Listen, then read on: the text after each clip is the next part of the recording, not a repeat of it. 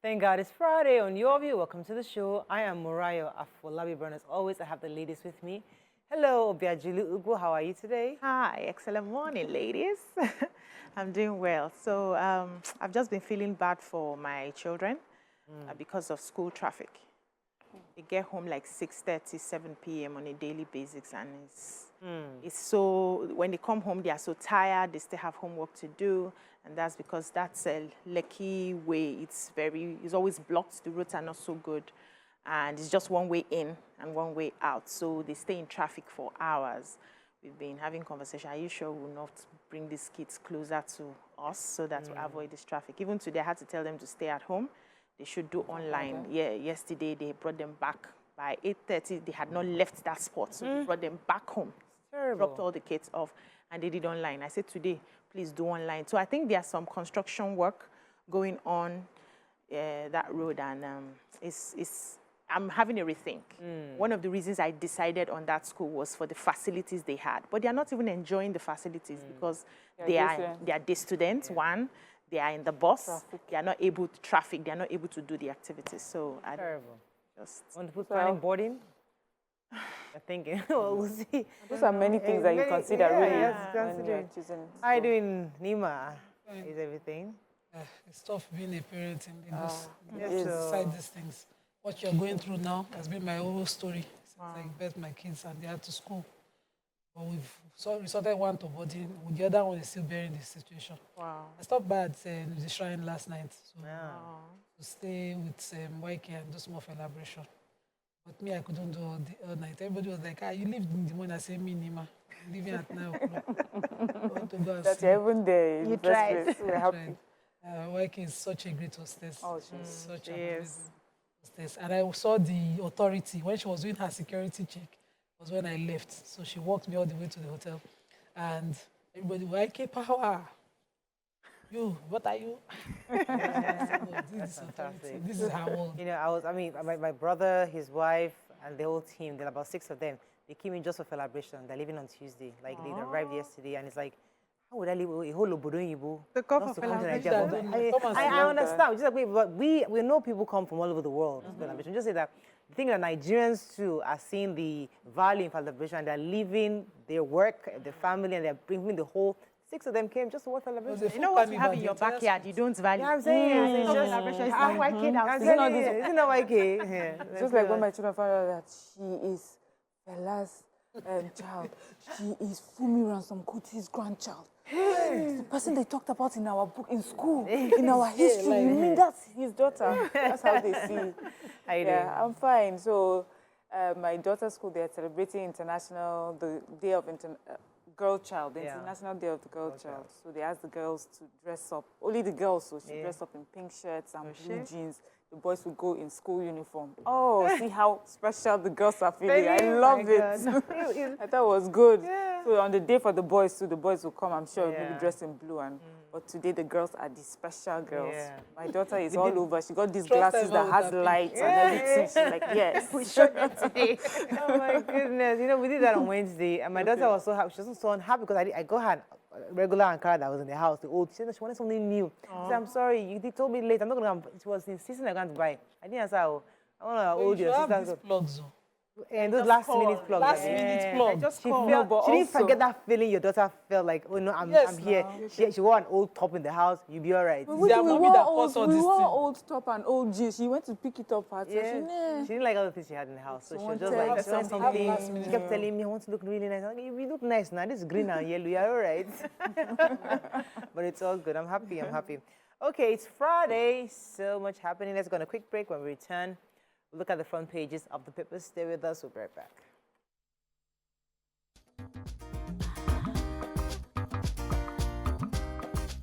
Stay tuned. Your View will be right back. Okay, we're going to start with the nation. Atiku's appeal lacks facts, Tinubu tells Supreme Court. Why FEC has not reconvened.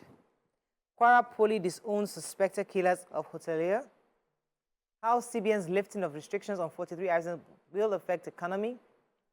Work begins on 260 federal roads nationwide. Olukoyede gets nod as EFCC chairman. Africa's debt relief call legitimate, says IMF MD. And 2 die, 4 injured in Osun church building collapse. Okay, which story? Should I start with? Oh, there's also the PSC promotes 5,718 police that officers. was Erica. Okay. So this Go one, ahead. the IMF boss, the managing director of the IMF, Christina Georgieva, was addressing the African debt issue, of course, and she said in 2022, public debt in Africa put together has reached $1.8 trillion, and that this is just a fraction of the overall outstanding debt of developing countries.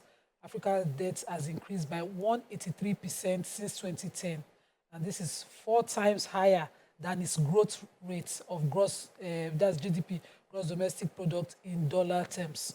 So she says that the call for countries for debt relief or debt cancellation remains legitimate, and she says that only that the debtors and the creditor countries, the Paris Club and all of those countries, creditors, China, Saudi Arabia, and Brazil, all of them must agree with these African developing countries on the terms of the cancellation. But she agrees that we deserve it.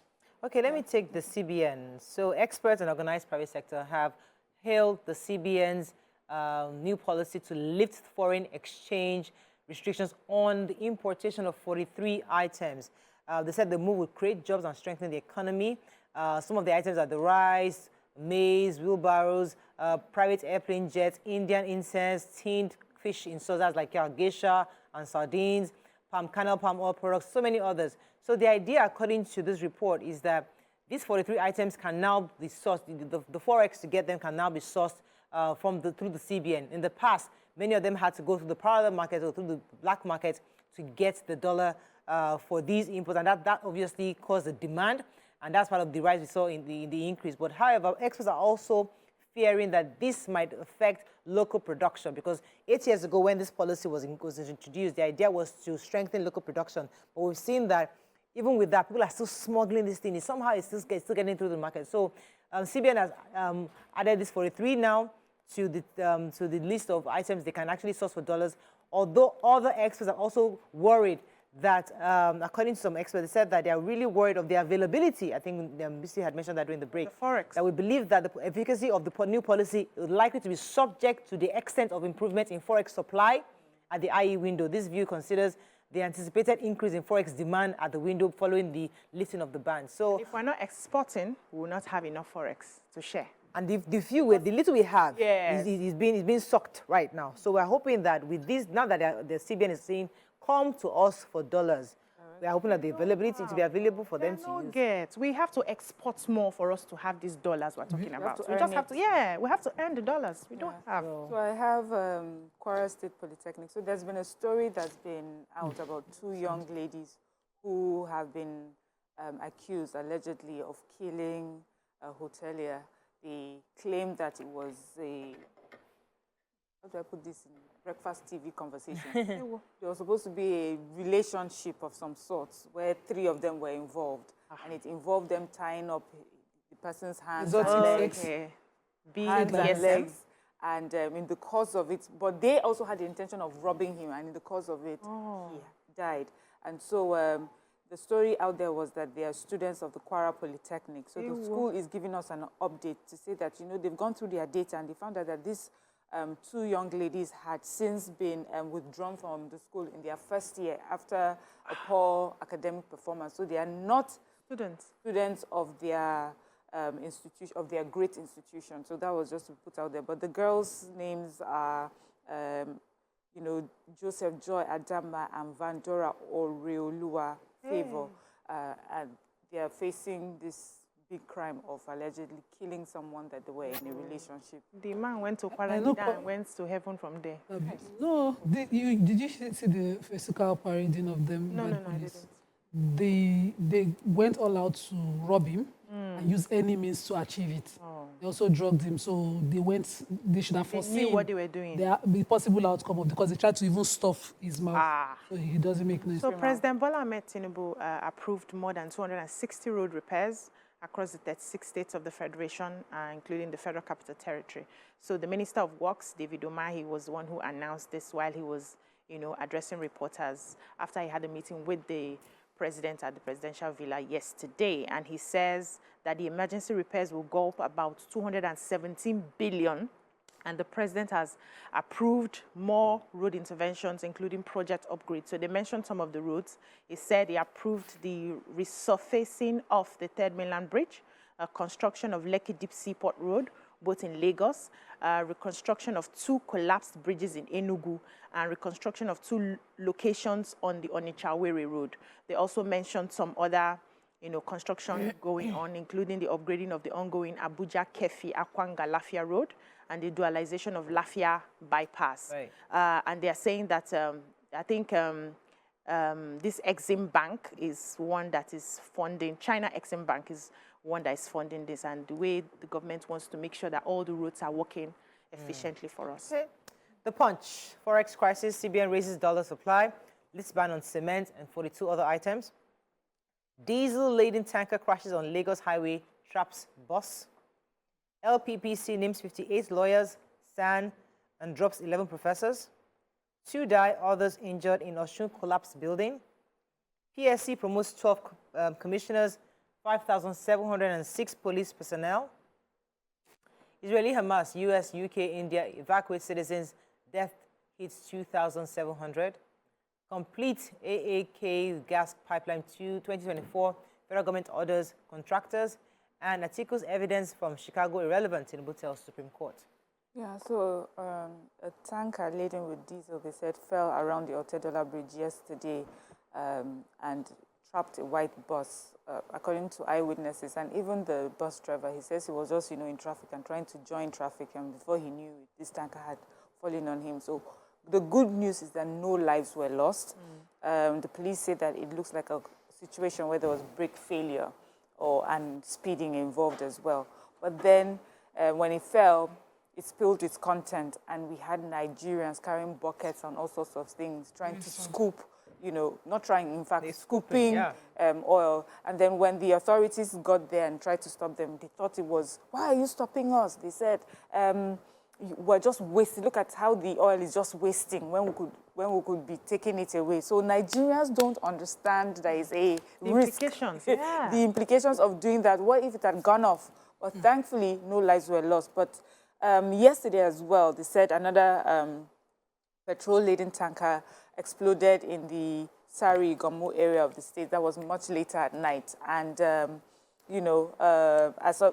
the Punch is saying at the time of the report, they were still combating the fire. So we don't know what the casualties were because, that area is quite busy, especially around that time of the night. And I just truly hope that there were no lives lost in that incident as well. But I think we'll wait for an update. Okay, and that's story in Punch. Yes, so Minister of State Petroleum Resources, talks to contractors handling the 614-kilometer Jakarta-Kaduna Kanu gas pipelines project not to default on the promised July-August 2024 completion deadline that they had given.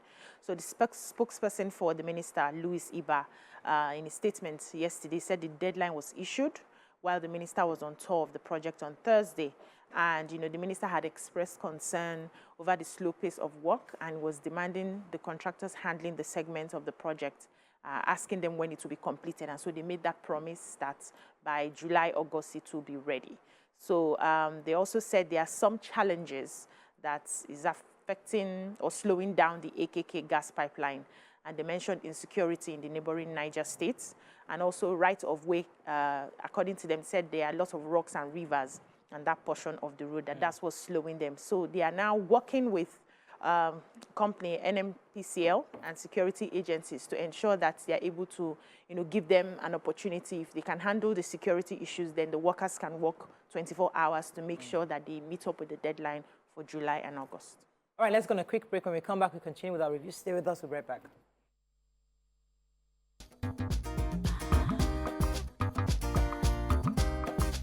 Stay tuned. Your View will be right back.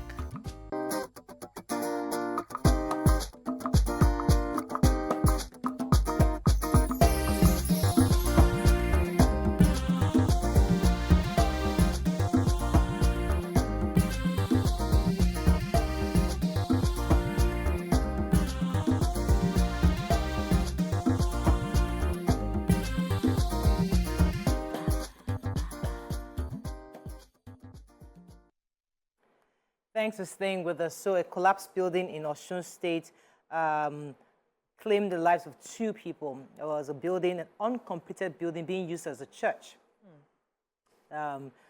According to the report in The Punch, the building owner, one woman amongst the victims, died while on the admission in hospital. Some minutes about 7 p.m., a few minutes to 7 p.m., that's when the members in the community heard a noise, and it was the building that came down. They got there and rushed them to the hospital. The Nigerian Security and Civil Defense Corps, the spokesperson, that's Kehinde Adeleke, was confirming that it was a church, it was an incomplete building which is being used for a church, and the building collapsed, and they've warned them not to be using these, because according to them, there were workers working in that building at the time of collapse, so it was obviously not strong enough to be in use. So 4 people were trapped under the rubble. They were later evacuated and taken to the nearby hospital. 3 women and a man were evacuated, of which 2 eventually died. Oh, really sad. The Police Service Commission has announced the promotion of about 5,718 officers, and they specifically promoted 12 commissioners of police to the next rank of the AIG. I'm hoping it benefits us. The Assistant Commissioner of Police were also promoted to the position of deputy commissioners across board. I don't want to complete all the figures, but they did the veterinary doctors within the police service as well, who were also promoted.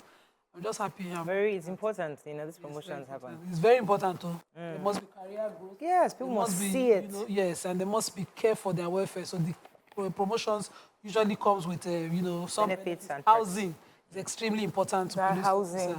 Housing. I just wish they could do it just generally. Yes, I'm hoping that they will do a private partnership thing where private contractors will come and take over police barracks, demolish and rebuild to proper standards, modern standards. Vanguard.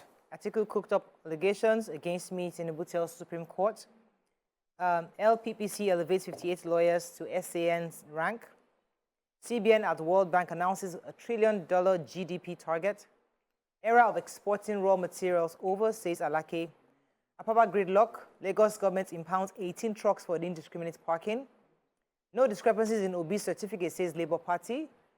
Tinubu appoints Olu Koyede, EFCC chairman, Hamajoda secretary. Reps invite Minister Diaspora Commission over alleged maltreatment of Nigerians in Ethiopia. Infrastructure revamp key to our economic policies, says Shetima. Okay, which story are we starting with? I took a story. Go ahead. So Nigerian Navy ship NNS Beecroft, Apapa Lagos, intercepted a boat alleged to be smuggling in foreign rice from neighboring West African countries into Nigeria. I took it inside. I was looking for this story. So they said they seized 44 bags of rice loaded in the boat, and there were no arrests because by the time they were about to catch those people, those ones swam away. So they just left the boat and left the rice. And this happened at about 5 a.m. on Wednesday in Agbara. And according to the report, they said the surveillance system through the Falcon Eye alignment employed by Nigerian Navy to ensure peace and tranquility within the maritime environment was what detected the activities of these saboteurs. And they are saying now they have been bringing, because they stopped them from bringing their huge consignments, they now smuggle it in gradually, little by little, so they don't carry a lot at the same time. But, the idea is for us to be able to grow our own locally made rice. So they are going to be working, the Navy is going to be working hand in hand with customs, which they have handed over the 42 bags of rice to customs to ensure that they are not allowing these saboteurs to just get away with what is happening.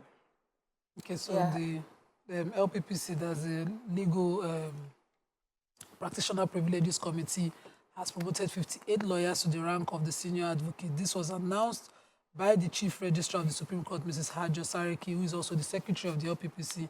But only one professor from the academia was, promoted to the position of SAN along with these lawyers. I always noticed back in school, the lawyers practicing as lecturers hated the fact that they also have to be burdened by public, court practices to be able to get SAN position.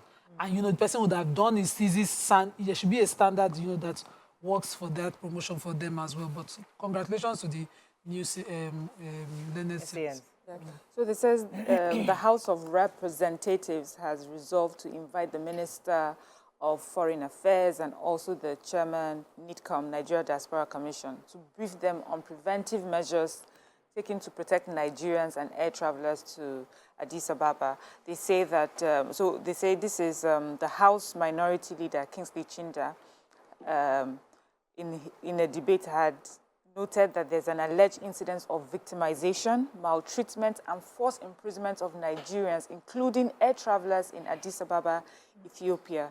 They said that they had received an SOS call or message where a Nigerian, recounted his experience of being arrested and put in prison in Ethiopia. They're saying that some Nigerians are also currently serving at the, I'm not sure if the pronunciation is not Chayota or Kayota maximum security and other prisons in Ethiopia. There's stories of them being, arrested and then taken to the hospital, forcibly injecting them with some substances, and then later taken to prison facilities. So they would like for the minister and the chairman NIDCOM to come and sit with them, let them understand what's happening there, what do we have in place for the protection of Nigerians in Addis Ababa, and just investigate this whole thing that is happening here. So they've resolved to call them for this meeting, and when they do, would like to hear how this goes. So the Minister of Solid Minerals and Development, Mr. Dele Alake, has stated the policy valuation. He has restated the policy of value addition, actually, by any company with the license, requisite license and permit to mine materials, saying that the era of just exporting our raw materials is over. Specifically, he said, I will emphasize value addition as a policy of government for the mine sector, and I will urge stakeholders and potential investors to embrace it to boost the economy, to bring forth foreign exchange. So he was in Nasarawa State, where at the stone laying ceremony of factory processing of lithium battery in Nasarawa State, which is a great thing. He was also applauding the governor for this huge initiative, saying that they acknowledge the significance of foundation stone laying ceremony process of 16,000 tons of lithium batteries. So that's the value addition is asking. Just take our raw materials and go. We can actually create jobs and improve our economy by processing, adding value here in Nigeria, which is a great thing. So he's saying it's also encouraging other governors across different states who can also do the same thing, where we can see where they can partner with federal government to ensure that they add value to the raw materials that God has given us. I also hope that they are discussing our environmental policies as they do this, mining. Short story. You have a story in Vanguard? Yes. So That's 2 stories in Vanguard. yes, now I took one in front. Ginger farmers are now dying of shock. It's just painful. So Ginger Farmers Association of Nigeria, people that farm our ginger that we used to cook our stew, said many of their members collected loans for the farming season, and they are dying of shock in 7 states. So the national president, Nuhu Bagari Audu, said this when he led the delegation to thank the Senate and Senator Sunday Marshall for sponsoring a motion on the ginger disease that's affecting farmers. So there's actually a disease that's eating up all of their ginger. And they said they've lost 10 billion to ginger disease in Kaduna State alone. 5 billion had been lost in Benue, Niger, Plateau, Nasarawa, Kano, and Akwa Ibom. And it was shocking to hear that they have actually been exporting this ginger outside the country, and it's going to be affecting the GDP. So, they're asking for help to see how they can solve. This is the time we're going to be calling all the professors in our universities that are teaching agriculture to find solution to this disease. We need to know the name of the disease and see what we can do to... Okay, moving on to the Nigerian Tribune. Let's find a story. We're not taking dismissed articles appeal for lacking merit, says Tinubu. Navy destroys 3 million litre capacity illegal refinery camps in rivers. Tinubu appoints Olukoyede as new EFCC chairman. FG approves over 260 emergency road repairs. Ajilo Falana's wife, 56 others for SAN rank. And how flood affected cassava, maize, beans in 18 states, his report. Yeah, I have the Nigerian Navy ship NNS Pathfinder. They said on Wednesday they destroyed a 3 million litre capacity illegal refinery with 6 refining camps in Cawthorne Channel. They said that this channel is located, these illegal refinery camps are located within the Cawthorne Channel, 2 in Degema local government area of Rivers State. He says what these oil thieves do is that they steal crude oil from the wellhead operated by NNPCL, right? And then they have installed this 6-inch pipeline running over 2 kilometers from the wellhead to 3 to the 3 million capacity reservoir, which distributes crude to the 6 illegal refining camps. The commander of the NNS, his name is Commodore Desmond Igbo, says that the illegal refinery and operators were not only sabotaging the nation's economy, but destroying the environment as well because of the way that they were doing it. So due to the investigations, they were able to, clamp down on that. And they said that they're going to continue in doing so, But they are saying to ensure that this does not continue, they are speaking to the communities, engaging the youth in the communities, all other stakeholders, talking to them about how to not encourage or be a part of, this oil theft that is going on. Because without their involvement in this fight, it will not go anywhere. But to tell you that, they have several of these camps, and we've been hearing them, clamping down on them over we have quite a few of them, and I'm happy that, we're able to close them down, and maybe, hopefully, this will stop. So President Bola Ahmed Tinubu has responded to the appeal filed by Abubakar Atiku at the Supreme Court, of course, against the PEPT tribunal outcome that, happened early, last month. When was it again? So they were, of course, still questioning the victory that President Bola Ahmed Tinubu had at the February 2015 elections. He is saying that all the issues, especially that of the FCT, filed by Atiku are irrelevant. He says that, of course, his entire response in his own appeal defense filed is questioning everything that Atiku is appealing against. So we're looking to see the outcome of the Supreme Court. Sorry. So we have the President had appointed the new EFCC chairman, Mr. Ola Olukoyede, as chairman of the EFCC, that's Economic Financial Crimes Commission, and he's taken over from the detained, current suspended chairman of that BAW. If you remember, he was Abdul Rashid BAW, was actually suspended from he had to then eventually resign. This person in particular has actually worked in the EFCC as chief of staff, I think in 2013 to 2018. He has 22 years of experience as a regulatory compliance consultant and specialist in fraud management and corporate intelligence. So he's somebody obviously fit for the job. Some have even said he's an RCCG pastor. We don't even know, but either way, it doesn't matter. It doesn't really matter as long as he just does the job. And then there's somebody else who was appointed as secretary. I think it was let me get the name right. It's Mr. Mohammed Hassan Hamajoda to serve as secretary to the EFCC, and this is also renewable after 4 years. That is all we can take on today's review. When we return, we move on to our hot topic of the day. Stay with us. We'll be right back.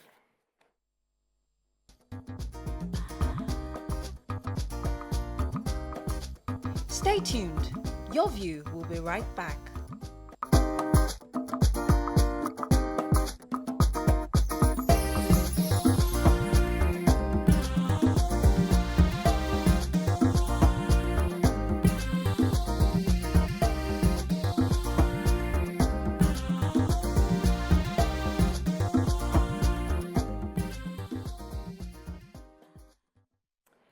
Thanks for staying with us. Joining us on the show this morning is the Director General and Chief Executive Officer of the Standard Organizations of Nigeria, SON, Malam Farouk Salim. He will be speaking extensively on the agency's fight against substandard products in Nigeria. He'll be speaking on the challenges and the objectives of this significant regulatory agency. Welcome to the show, sir. Thank you. Pleasure. So we saw a report about you recently where you were talking about confiscating certain tires and various products from different organizations where it was either they're smuggled in or they are selling it, that they're just repackaging these things for Nigerians. Tell us the process of certification. Let's start with there. How does your organization even work and function? How do you see these things? What's your entire procedure? Let's start from that to even know how you function. The process of certification depends on the product. Okay. If it's a manufactured product in Nigeria, we have what we call MANCAP. So our engineers and experts will go into a factory facility, inspect the facility, and certify it to be sure it's safe for both the employees and the product. And then we check the product in our lab. We have a big lab in Oba, about 48 accredited small labs in there. So we check your product to make sure it's compliant with whatever standards are. Then we give you a certificate saying your product is up to standard. For products coming into the country, we have a conformity assessment called SONCAP. Now that SONCAP is we have international accredited firms like Bureau Veritas, Cotegna. These are companies worldwide. So what they do is they go to factories in different countries in the world. They inspect the factories, they inspect the products they are producing. They give them product certification, which is PC. So that product certification applies to everybody. So now you want to go and buy this product from the factory, they will give you the product certification copy. You bring it to the IAFs, which is International Accredited Firm. Then they will give you what we call SONCAP. And the SONCAP is a program we have with Nigeria and these companies. So they charge you a token fee. It doesn't matter how many containers you're importing.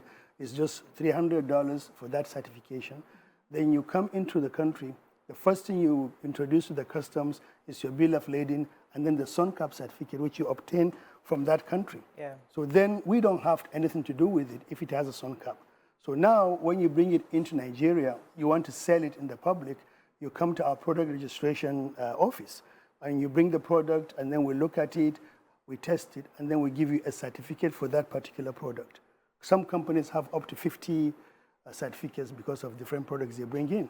So now, as a consumer, when you go to the market to buy, you ask them, do you have a certificate? Then they show you a certificate. Or you can look at the place like this one, you see a stamp that says SON on it. Okay. So that's one aspect. We have a new aspect we're introducing now in December. It's called Product Authentication Mark. Now that is a mark where we inspect all the products. We make sure they're up to date. We know their source. We know how long they are going to be good, if they're expiring, if there are products that expire. If there are no products that expire, all the information will be put in the computer. Then we give you the sticker. So now when you go to the market, instead of buying a product like you do with drugs and scratching to see if it's authentic or not, this time around, before you buy, you just scan it. If you don't have a smartphone, there's a text number. You take the number on the label, text it. Then you get a text back saying, this is the product, has been registered by SON, and this is how good it is. So we call that PAM. So now our new slogan in December will be, before you buy it, PAM it. Ah, Nice. that would be That's nice. easy. Technology is Some- working. Yeah. Are these So, for just imported products or products manufactured in Nigeria? For ease of doing business and political expedition, we now confine it to products are coming into the country because our local manufacturers are already saddled with infrastructure problems, you know, electricity and all that good stuff. So an additional 5 naira per product may look small, but it will be big for the local manufacturers. So for our local manufacturers, it's a voluntary process. They can volunteer to join, which I assure you they will, because eventually when they see the benefit, I mean, when people get used to this thing, they'll go to the market and say, oh no, it doesn't have palm, I'm not buying. Because it's an automatic indictment that this product is something wrong with it.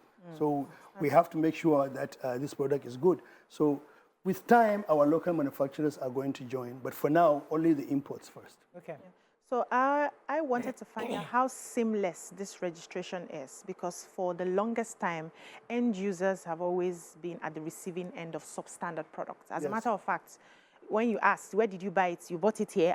It can never be original. Yes. So I wanted to, find out if this registration has been easy for these importers of products to go through, and why is it that a lot of them still are not covered by this organization? Well, the issues are multifaceted because some importers know what they're importing is substandard.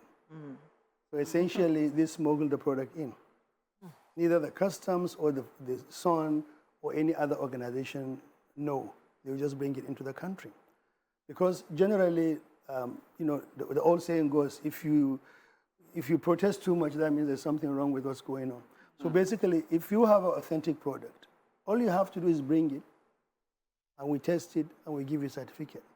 But most of these people, sometimes what they do is they will look at a successful product, like our Nigerian local cable manufacturers, electrical cable manufacturers. They are very good. They are up to standard because we work with them over the years. We inspect their facility on a regular basis. So basically, people now go to foreign countries and say, instead of Nokako or Mecom, add another O somewhere or add another thing somewhere. So they fake the product.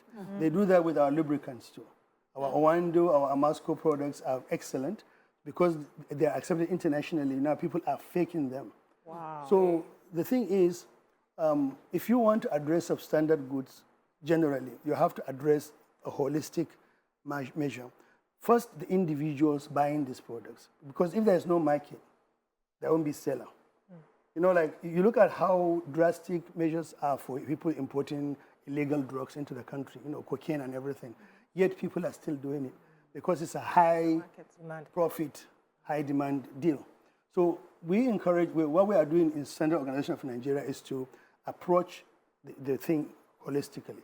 We go to the customers and say, don't ask for cheap products. Don't ask for tukumbo. Don't ask for things that are used.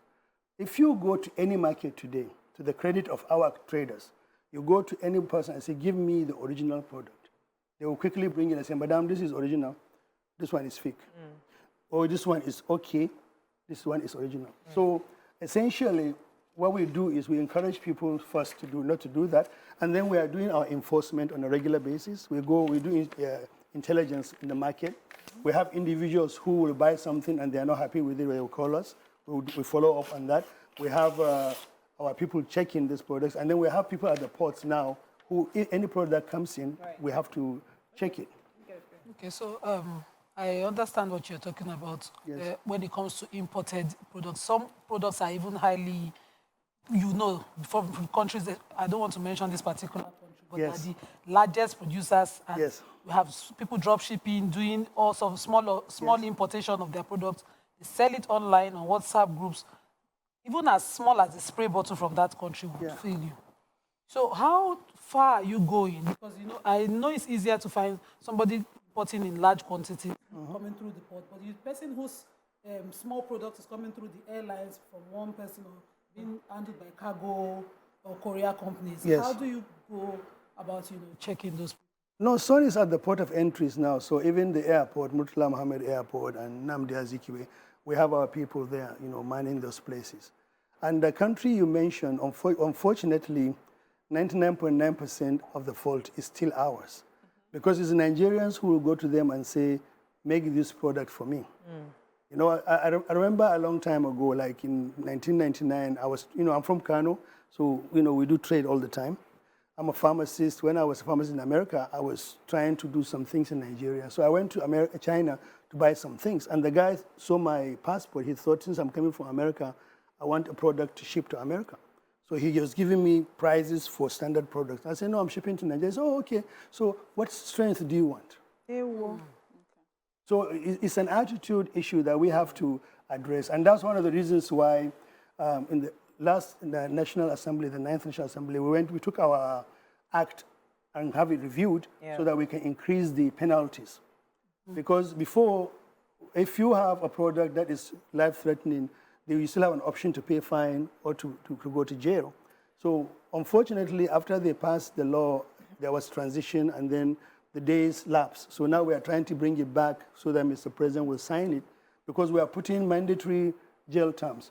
A big person importing bad things doesn't want to go to jail for even one day. So we feel that we have to enforce our laws so that we make it more expensive for these people to do what they're doing. Let me go on a quick break. When we come back, we continue with this conversation. Stay with us. We'll be right back.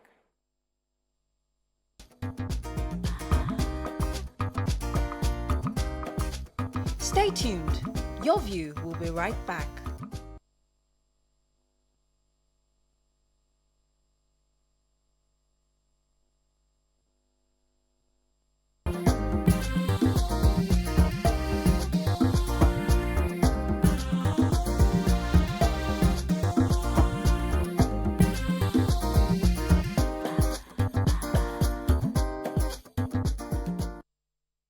Thanks for staying with us. So we have a guest coming in very soon as a celebrity guest. But first, there's a hot topic actually going on social media, which we think is noteworthy of conversation. A famous on-air personality, his name is Kayode Ojualakpe Oladotun, probably known as Dotun on social media, is married to a lady, Omotaya, who is supposed to be Dibanje's wife. Sister. Sister, sorry. Right. Sister. Dibanji's sister. They got married in 2013, very glamorous wedding. Everybody was talking about it. It was a big wedding.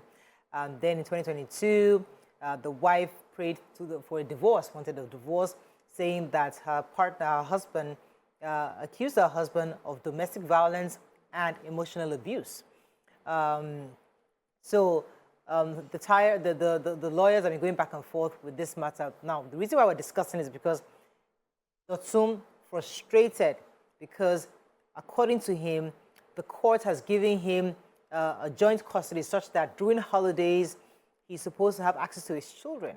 And for whatever reason, he tried to get his children, and the children weren't handed over to him.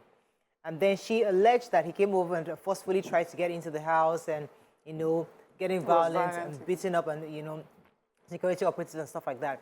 Anyways, where we are right now is that Dotun has gone on social media and has gone all out to put out the issue out there. Now, because the case is in court, we may not be able to talk on the matter specifically, but we always like to pull out lessons from these kind of situations where two celebrities, two known people coming together, getting married, having this fanfare wedding, and then the fact that they decide to go their separate ways becomes a national conversation. And then the issue of custody.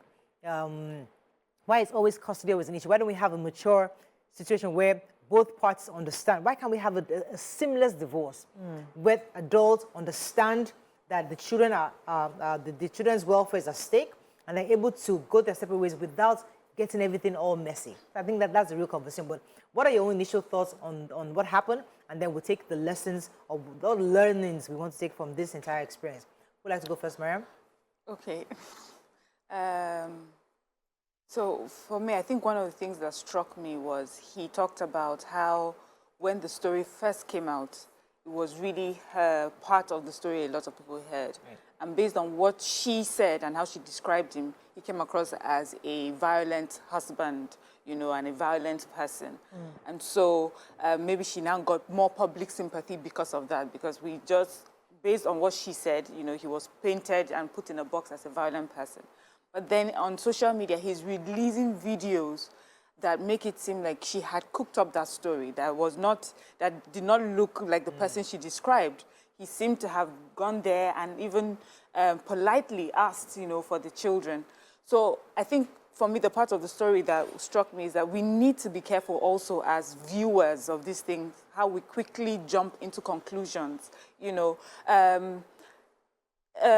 know that usually in cases like this, we tend to go with the wife, we tend to go with the mother, but sometimes until you hear the other side of the story, you can never be too sure what's happening in a home. We've had, and that reason I took because we've had a story here where we had someone who had called us as the wife and mother, and she didn't have custody and talked about almost like she was in a violent situation. When finally we were able to talk to the father, who decided to keep quiet publicly, but we heard that he was actually the better parent. He was the non-violent one. And because he has kept quiet outside for the world to hear, he's been described a certain way. So really, marriage, there's so much going on. And sometimes it can be very different from what it is expressed online. Right. And so that's why it's important for the courts to be able to handle this. But in his own case, it seems that they've come they're at an impasse where the court has said, release these children to him during the holidays, but he's unable to get them still. So that's the contempt of the court. It comes down to the fact that we don't respect our courts. Our government, we say, does not respect. Even Nigerians, do we respect our courts? And that's why... Nima, you want to jump in here? When two elephants fight, the grass suffers. The way I see this, these two adults don't know how to be adults enough when they have a fight. Don't know how to respect each other and respect those whose dependence on them will also be affected by their actions. So I don't know the details. I wasn't in their marriage. They have divorced. What we are discussing here is that one person cannot see children, the other person has the children, and probably that person that has the children is saying, don't see your dad. And so you must explain. That's one thing that happens when you're fighting. If you just to keep quiet, the children will make up, things by themselves. You don't want to disturb the psyche of a child by not answering or answering wrongly or even telling them things that do not really concern them. So you might have been married to a bad person and you know But if you wake somebody up and tell the child, your daddy The wicked man. is a wicked man, your head not correct. It's because of your daddy that rain fell inside my room. It's because of your daddy that my car cannot move. You people see what your daddy now have done now. Yeah. You know, those kind of things, you just sort of mess up with the kids. So I think people should be ready for marriage and the possible other side of marriage in case you fall out with your partner. Because they say foundation. All of us, not be everybody foundation this thing when we're married. But how ready are you that, you know, is a possible exit and co-parenting is an option. Exactly. You know, because we will not have gotten here if he gets his kids and he goes out with them and he comes back and they, you know, except you have a proper ground for him being an unfit parent. For the children. Okay. True. And that should also be determined by the court, not even you. Because you may think he's unfit. And you Meanwhile, show courts you are now. the one That's that what is I mean. actually You're unfit. When I saw the story, I was like, not again. Do we have to involve children again? Can't we just do this thing quietly? At what point does this love turn to hate so bad that you don't want to see this other person? You don't want the person to be a part of their children's lives? At what point? You know, because when you're in that relationship and it's sweeting you, the love of my life, the sugar in my tea, the kokoro in my bread, and everything, at what point did the love of your life now turn to the wicked person who is pursuing you? That you now want to stop everything just to show this person pepper. And women over the years have always used their children as a tool to fight in their battles. And I think it's wrong. We've been talking about this. We'll keep talking about it. Be mature enough to understand that these kids are not involved in the quarrel. And I always mention one of the things I respect my father for till tomorrow is the fact that he did not tell me the details of what happened. I found out as an adult. He didn't call me one day. I know he gets upset and he would just pass some words, but he didn't tell me how this happened, how that happened, how I will not let you see this person. He didn't give me all of that. I found out what happened as an adult, and I will always respect him for that.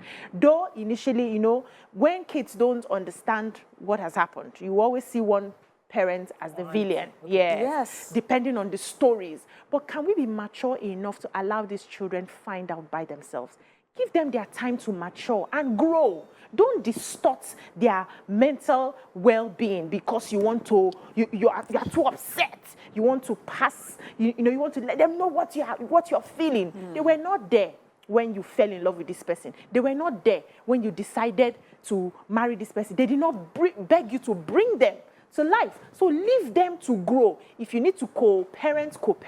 If you need family members, you know, back in the days, it's family that handles this sort of thing for us. You know, but now our fences are so long, we don't want extended family members. But back in the days when things happen like this, for instance, my grandmother took me because let me just carry the children, me and my younger ones, away from these two stupid people. Took me. She raised me till she died before my father now came and took, you know. So where are the parents?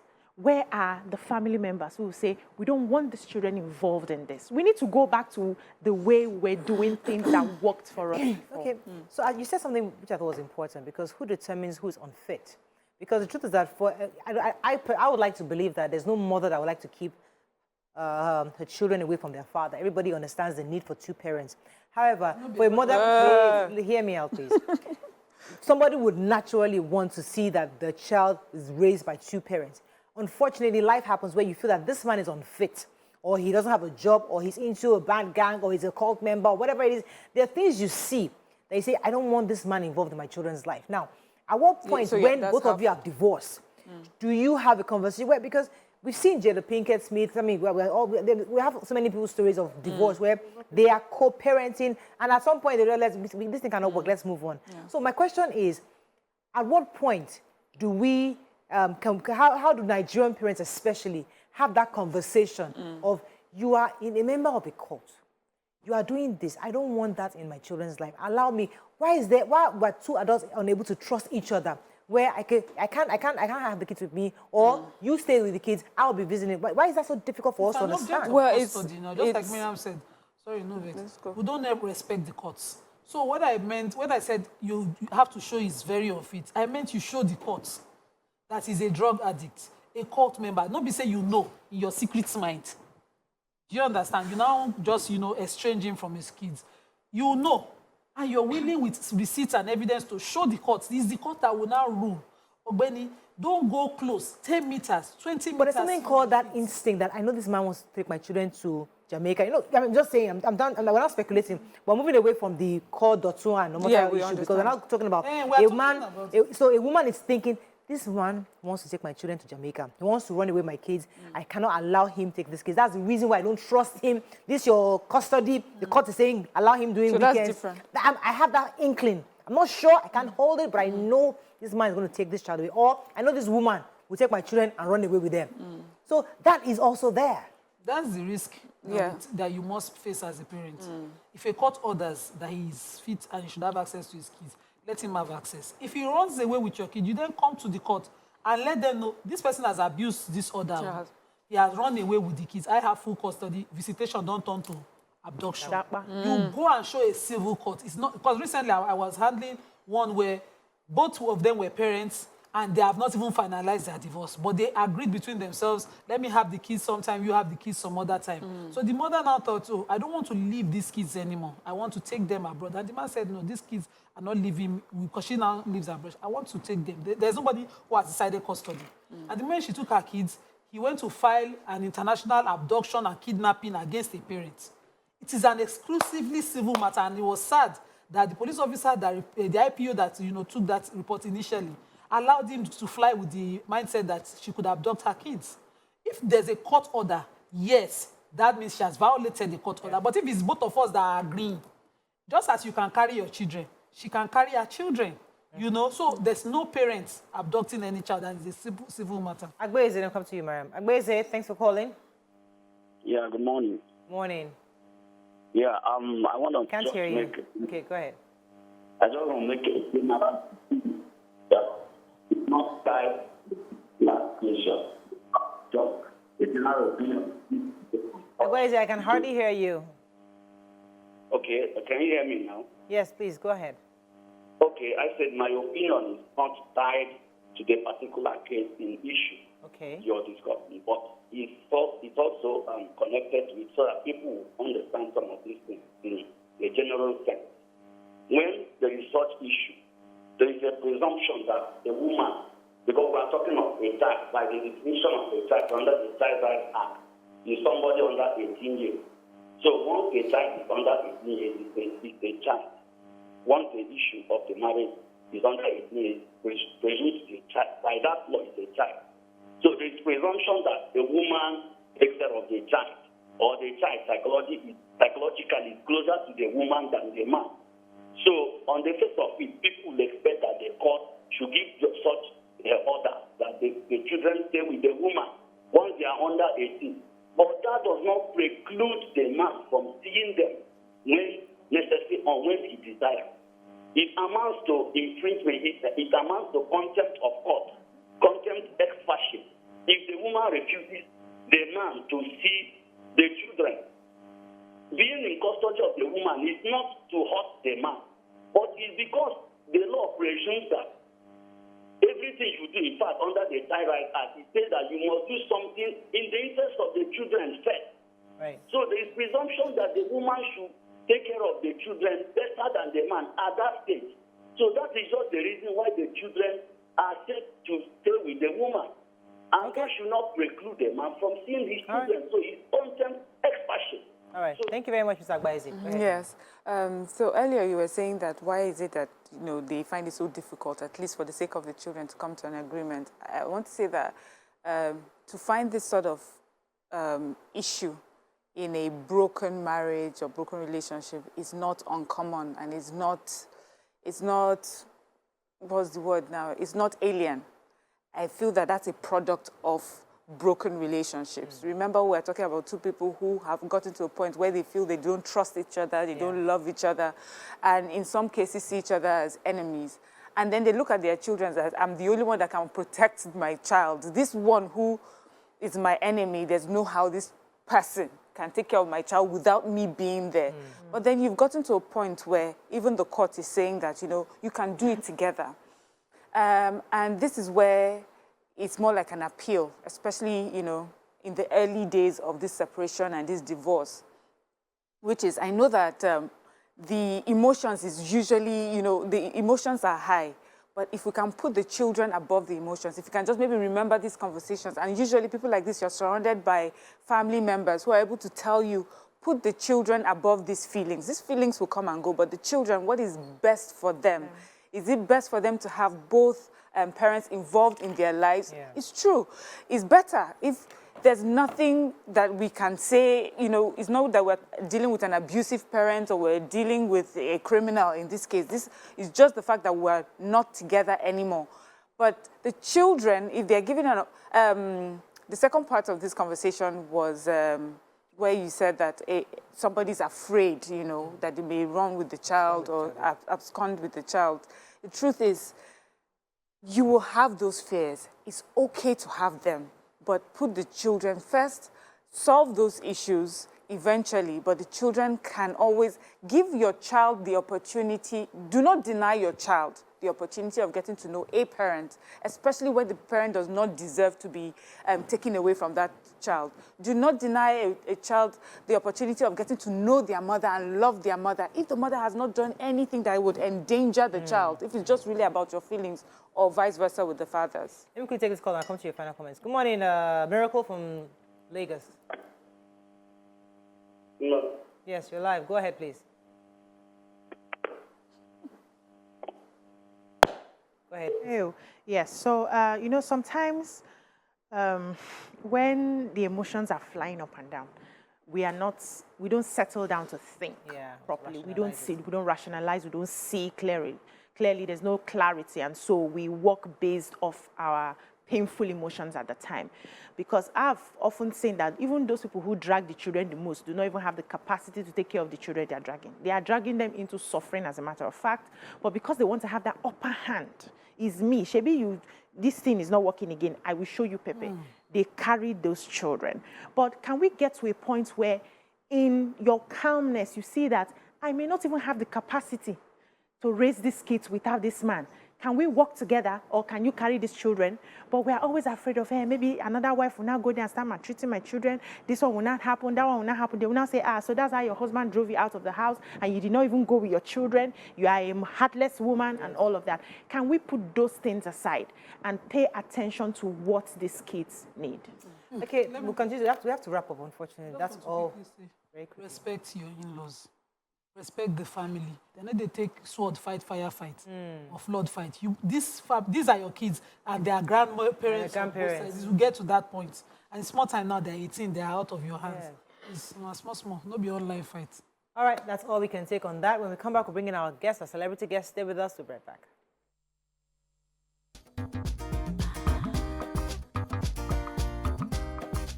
Stay tuned. Your View will be right back.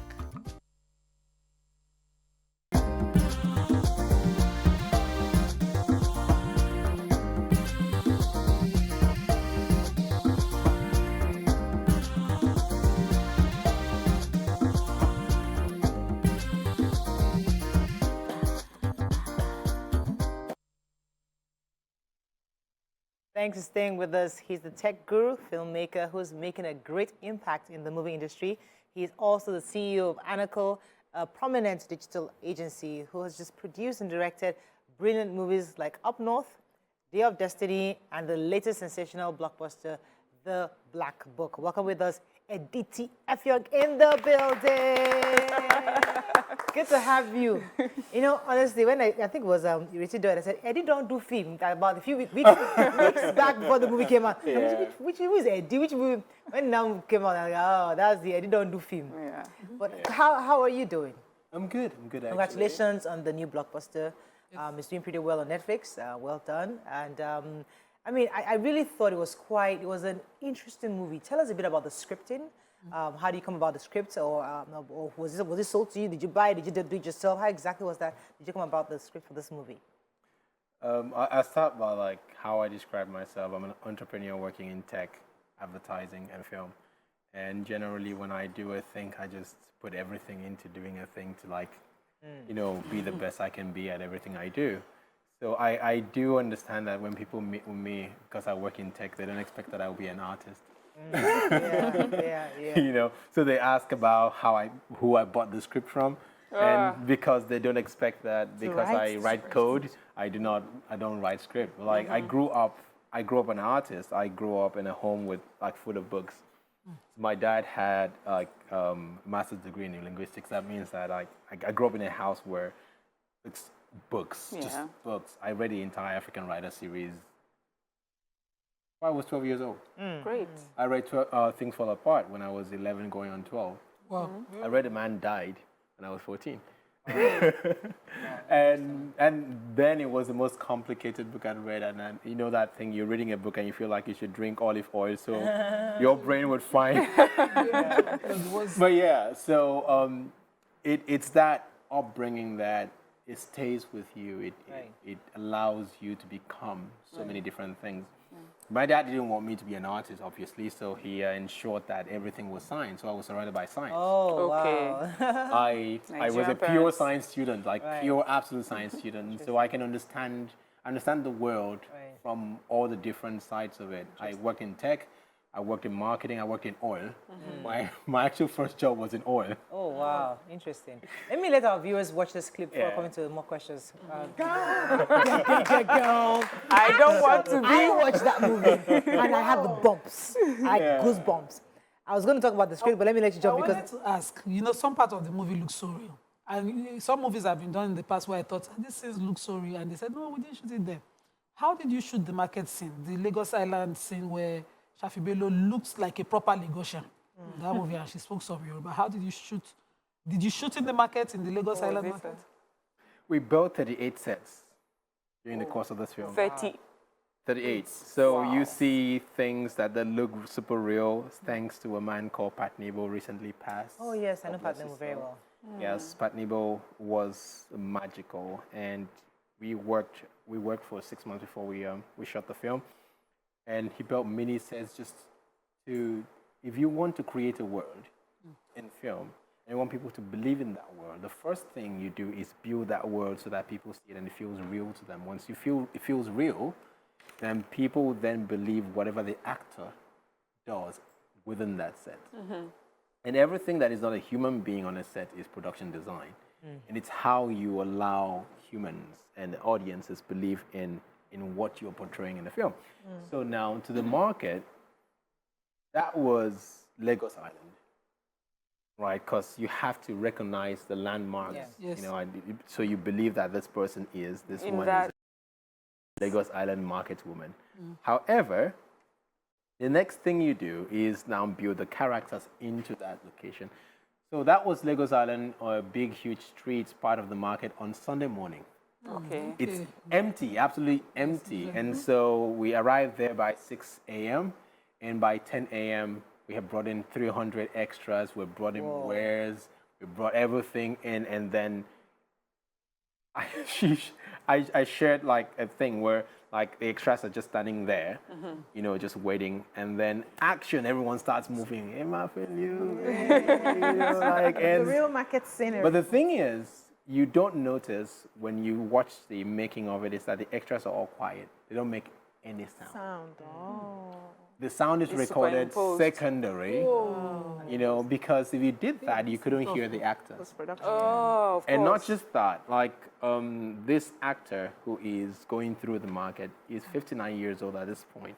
And in 2021, COVID is still there, and that is the most at-risk age demographic. Of course. So we have to test over 30. Every single person who has contact with him have to test for COVID so that, because actors can't wear masks. So that is, So the that's a RM do not catch COVID. Though. exactly. So that is just like the technicality, the logistics of actually making that scene. So we're told that you did some parts in the north. In Kaduna, we shot in Lagos. and Yes. Kaduna. What inspired that? Having like a difference? Because normally when we see most producers, they will like a place like Lagos and some other Western villages, depending on what they want to get. But why did you pick the north? What feel were you looking for? Authenticity and simplicity. Okay. It's the thing we always defaulted to. And my first film was Up North. It was the Which first. I love. Yeah, it was until the Black Book, the Up North was the biggest film ever done in the North. And in 2015, after the elections, I kind of felt like there was a disconnect with the country that I didn't understand. And to fix that for myself, I started traveling the entire country. Ended up spending a lot of time in the north. And it was in Zamfara. I was lost in, we're not lost, we just ran out of water. And in Boko, in Zamfara, Boko is fantastic because it's got this like miles and miles of like beach sand. It's ridiculous, like a river, you know the northern rivers, how they are, and then there's a lot of beach sand. But we ran out of water, and then I went to this house and knocked and asked for water. It's an old woman. Usually, northern homes are in compounds where the women live inside, but for some reason, this old crazy woman was like on the outside. I'm a rebel. Yeah, and so she brought us water, but then she also brought food. It might have been her last meal because she was a poor woman. And I came out of that trip with a thing. I always say to people that people are just people. Yeah. They're looking for the same things. They have the same wants and needs. And they're just, everyone's like us. And I'm like, the second thing I say is I'm going to write about this place. I'm ready to make films, and this is where I want to start. And so I started writing the outline of this Efik boy or Ibibio boy, anyway, from my place, who's rich, is coming from Lagos to the north to this NYC. So the north had sort of like got its tentacles into me. The texture of the north, the people in the north, it's just the way people are. And for me, and then historically, Nigeria, everything in Nigeria history passes through. There was a time you can't do anything without passing through Kaduna. It just made sense. You know, so that's... So, you know, watching the movie and looking at you, I see you. I mean, you know, in movies, you can say you see the actors, but I see the producer in it, and I now understand your story and how it's reflected. So you're artistic, you're creative, and you're also into tech. So I see how you've told the story in such a way that, you know, you've brought, because first of all, when it comes to action movies, we think of Oyinbo action movies, but you made it Nigerian. So and then the way, of course, you put it showed your tech strength as well. So, you know, I'm understanding that who we are, how we grow up, you know, just reflects in everything that we do. And, you know, earlier when you came in, I was like, you seem different from your Twitter persona. So how would you say, because of the way that you are and you have turned out, and then you have young people who are looking to be in this business, how would you encourage them, you know, to just do what they're doing and it will somehow reflect the way it's doing with you? I'm going to reference Paul Adima's character in the film. He is a deacon, a preacher, a man of God. He's a guy who works in a factory, right, and drives heavy equipment. He is also a former assassin. He is a community leader. People love him in his community. He's a philanthropist. But he is also a bad person. People are complicated. At the same time. People are complicated. Every human being is complicated. And when people get in front of a TV, in front of a screen on TV appear, no one knows what is going on in your life or your life or your life. We humans, we tend to put our best foot forward in front of strangers. We always have to remember that the person on Twitter is always putting the best foot forward, trying to put the best of themselves forward. Right? But beyond that, people are just people. Everyone has things that they are dealing with, you know, and you do not know. And so I think that is ultimately what drives the way I create, to explore the humanity under the veil of what we've put to the world. You know, I admired the depth in the scripting, which I'd like to go back to, because each of the characters were quite intense. Every single character had some kind of a history, just like you just explained right now. Tell us about how were you able to characterize every single role? I mean, those roles were quite different. The generals, the Shafi Bello's role, and you also brought all those veterans together. Some of those veterans that was not even seen on screen. Yeah. Was it intentional? I mean, or did you want to just have? You didn't think of bringing in new faces? I mean, just quite a number of veterans that we haven't seen in a while in Hollywood. For casting, I work with Lala Dg. For script, I work with Bumi Ajakie. Hi, Bumi. Sorry, I murdered your name right there. Bumi is like one of my favorite people, I did promise to ruin Bumi's life because Bumi named a shit character After me. Oh, there's this thing like artists do when they play Like, this I will little stick pranks. it to you here. Yeah. And well, I haven't done that to me yet. I'm gonna name a character after her. It's gonna be a terrible character. Anyway, so it was really a lot of fun creating this characters and exploring. And to be very honest with you, the film is 2 hours long, and it could have been 4 hours. The first cut was 4.5, so we have 2.5 hours of film, you know, on the edit room floor. You're kidding. There's so much exploration that could have been done, the characters, you know, the depth of them, that we ended, like, you have to balance for pace and, you know, keep people's attention. But that said, creating the characters, the idea for us was to ensure that every character seemed human. Every character was grounded in the reality of Nigeria. Yeah. For example, we had a U.S. Marine come in and train RMD, fighting, weapons handling. Yes, but it was important to us that the fight does not look like Hollywood. That's the Nigerianization you did. Right, we could have easily done the Hollywood flicks and stuff, but it was important to fight with fists. Yeah, and so, you know that thing where the people are fighting and they're using like a specialist equipment? I was like, no, use what we know. use the thing in the kitchen, hit this guy on the head with a flask. You know, so that is how we structured and made it look Nigerian. You know, the chase scene, for example, could have been like a nice fancy car. Yeah. But someone is playing with my mic here. It's so. okay. So, you know, there's something I liked about the movie. That there were times of where it felt so real. You know, when RMD walks into and he bangs someone, his head on the table. That felt so real because I understand that sort of impulsive anger that could have made him do that. You know, it didn't He's been holding in for a long time. Yes, and you grab that, you know, and that's what makes movies exciting. Like, I can relate to that feeling, or I can relate to that emotion, and I love that you did that with the movie. So that was the reason I didn't finish the movie, The Weapons. And I can watch that, but it looked so real, and I don't want to believe that he was not real. So let us know whether it was or not. And, you know, the ratings, because my 7-year-old just get, Mommy, you know, it was all over me. I had to just close my phone and stop watching. So what was, you know, were the weapons real? Did you get a license for them? How did you use them? Again, back to whenever we felt in doubt about anything, simplicity and authenticity. So authenticity means that, like, you have to, if I'm pointing a gun at a person in the film, that gun better be real.